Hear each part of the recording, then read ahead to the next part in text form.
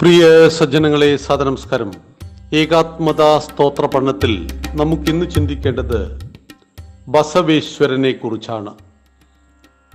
കർണാടകത്തിലെ ബീജാപൂരിൽ ബാഗേവാടി ഗ്രാമത്തിൽ മാതരസ മാതലാംബിക ദമ്പതിമാർക്ക് ഗ്രാമത്തിലെ നന്ദികേശ്വര ക്ഷേത്രത്തിലെ ശിവനോട് പരമഭക്തി ഉണ്ടായിരുന്നു.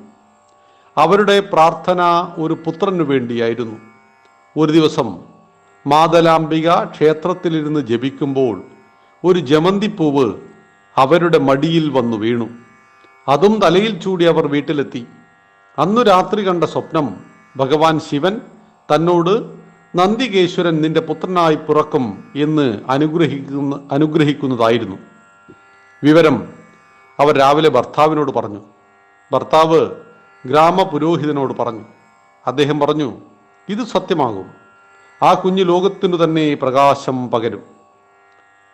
മാതലാംബിക ഗർഭം ധരിച്ചു. തേജസ്വിയും ഉത്തമ ലക്ഷണങ്ങളുമുള്ള ഒരാൺകുഞ്ഞിനെ പ്രസവിച്ചു. എന്നാൽ അനേകം ദിവസങ്ങളോളം കുഞ്ഞ് കരയുകയോ പാല് കുടിക്കുകയോ ചെയ്തില്ല.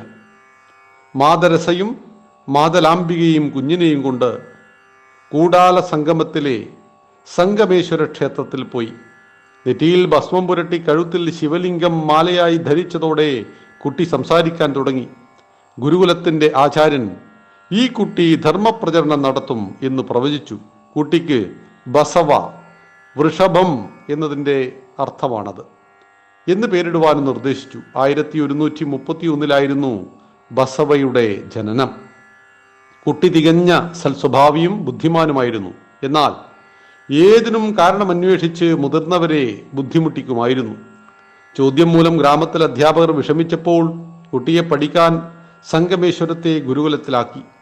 ഏത് ജോലിയും പൂർണ്ണ മനസ്സോടെ ചെയ്തിരുന്ന ബസവയെ ആളുകൾ ബസവേശ്വരൻ, ബസവണ്ണ എന്ന് ആദരപൂർവ്വം വിളിക്കാൻ തുടങ്ങി.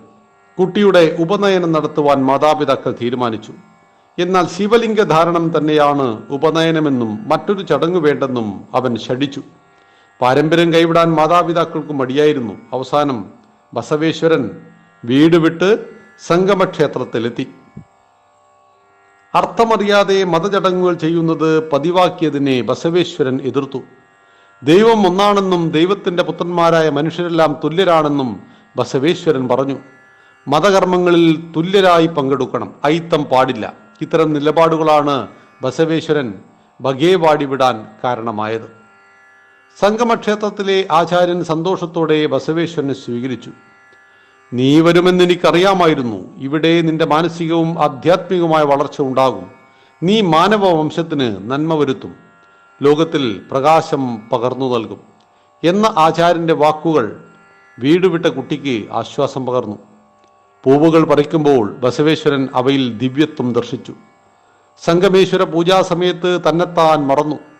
പാഠ്യവിഷയങ്ങളും നിരവധി പരാമർശിത ഗ്രന്ഥങ്ങളും പഠിച്ചു.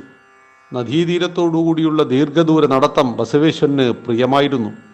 അറിവും ഭക്തിയും വിനയവും മിടുക്കും ലാളിത്യവും സത്യസന്ധതയും സൽ സ്വഭാവങ്ങളുമെല്ലാം സംഗമിച്ച ഒരു പൂർണ്ണ വ്യക്തിത്വമായിരുന്നു ബസവേശ്വരൻ്റേത്. നല്ല രീതിയിൽ നല്ല മനസ്സുമായി ബസവേശ്വരൻ വളർന്നു. എന്താണ് ജീവിതത്തിൻ്റെ ഉദ്ദേശം? എന്താണ് പരമമായ ലക്ഷ്യം? മനുഷ്യന്റെ കർത്തവ്യം എന്താണ്? ഇത്തരം വിഷയങ്ങളിൽ അദ്ദേഹം മനനം ചെയ്തുകൊണ്ടിരുന്നു. അദ്ദേഹത്തിന്റെ കീർത്തി നാലുപാടും പരന്നു. ചാലൂക്യ തലസ്ഥാനമായിരുന്ന കല്യാണിലെ മന്ത്രി ബലദേവൻ അദ്ദേഹത്തെ കാണാൻ കൂടാല സംഗമത്തിലെത്തി. കല്യാണിൽ രാജകീയ ഉദ്യോഗം സ്വീകരിക്കണമെന്നും തൻ്റെ മകളെ വിവാഹം കഴിക്കണമെന്നുള്ള അദ്ദേഹത്തിന്റെ ആഗ്രഹങ്ങൾ അറിയിച്ചു. ബസവേശ്വരൻ രണ്ടിനും തയ്യാറായിരുന്നില്ല. എന്നാൽ ബസവേശ്വരൻ്റെ ആചാര്യൻ പറഞ്ഞു ഇത് രണ്ടും സമ്മതിക്കുവാൻ. അങ്ങനെ രണ്ടും സമ്മതിച്ചുകൊണ്ട് കല്യാണിലെത്തി. 1155 അദ്ദേഹം ആ കല്യാണിലെത്തി രാജസേവനത്തിൽ ഏർപ്പെട്ടു. തൻ്റെ ജോലി കൃത്യമായും സത്യസന്ധമായും ചെയ്തു. ബലദേവന്റെ മകളായിരുന്ന ഗംഗാംബികയെയും രാജാവിൻ്റെ സഹോദരിയായിരുന്ന നീലാംബികയെയും അദ്ദേഹം വിവാഹം കഴിച്ചു. അസൂയക്കാർ കല്യാണിലുമുണ്ടായിരുന്നു. അനുഭവ മണ്ഡപത്തിലെ സാമൂഹ്യ ഭോജനം അവരുടെ മാമൂലുകൾക്കെതിരായിരുന്നു. ബസവേശ്വരന്റെ സൽകീർത്തി അവരിൽ മനോവിഷമം ഉണ്ടാക്കി. ഖജനാവിലെ പണമാണ് ബസവേശ്വരൻ ചെലവഴിക്കുന്നതെന്ന് അവർ രാജാവിനോട് പരാതിപ്പെട്ടു. കണക്കുകൾ പരിശോധിച്ച് ബസവേശ്വരന്റെ സത്യസന്ധത ബോധ്യപ്പെട്ട രാജാവ് അദ്ദേഹത്തെ ഖജനാവിന്റെ മുഖ്യ ചുമതലക്കാരനാക്കി. ബൽദേവന്റെ മരണശേഷം അദ്ദേഹം രാജ്യത്തെ മന്ത്രിയുമായി. ഒരിക്കൽ ആർക്കും വായിക്കാൻ പറ്റാത്ത ഒരു ചെപ്പേട് ബസവേശ്വരൻ വായിച്ചു. കളഞ്ഞുപോയി എന്ന് കരുതിയ ഒരു വൻ നിധി അതുമൂലം രാജ്യത്തിന് തിരിച്ചു കിട്ടി. ഇത് ബസവേശ്വരന്റെ സത്യസന്ധതയും പാണ്ഡിത്യത്തിന്റെയും തെളിവായിരുന്നു. അനുഭവ മണ്ഡലത്തിൽ അയിത്തം തീർത്തുമില്ലായിരുന്നു. അവിടെ എത്തിച്ചേർന്ന മധുവരസ് എന്ന ബ്രാഹ്മണന്റെയും ഹരലയ്യ എന്ന കീഴ്ജാതിക്കാരന്റെയും മക്കൾ തമ്മിൽ വിവാഹം നിശ്ചയിക്കപ്പെട്ടു. എന്നാൽ അത് വലിയ സാമൂഹ്യ എതിർപ്പിനിടയായി. യാഥാസ്ഥിതികർ രാജാവിനോട് പരാതിപ്പെട്ടു. രാജാവ് ദമ്പതികളെയും രക്ഷിതാക്കളെയും ഉപദേശിച്ചു, ചെറിയ ശിക്ഷയും നൽകി.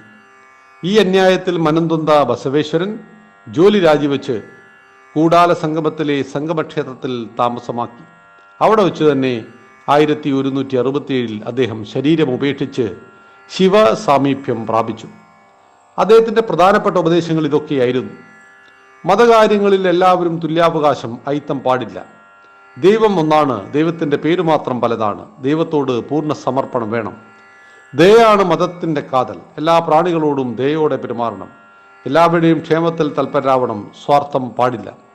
ഈ ലോകത്ത് നല്ലവരായാൽ പരലോകവും നന്നാവുകയുള്ളൂ.